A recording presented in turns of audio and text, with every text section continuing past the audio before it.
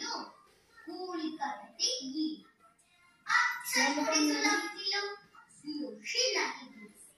Doctor এসে বলল, এসে বড়ই কঠিন ব্যাধি, এসব কি সুচিকিৎসা?